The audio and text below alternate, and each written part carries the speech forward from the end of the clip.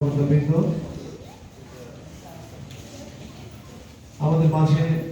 অতিথি হিসেবে উপস্থিত রয়েছেন ময়ূরগঞ্জ পৌর বিএনপির সম্মানিত সভাপতি জনাব শিক্ষক ফরিদুল ইসলাম, পৌর জামাতের আমির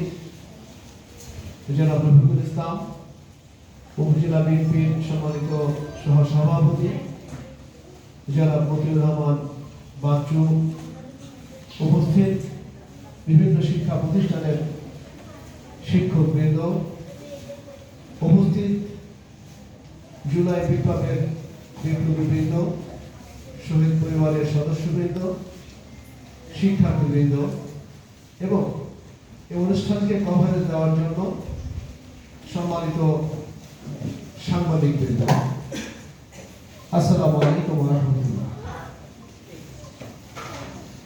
এই দিবসটি উদযাপন উপলক্ষে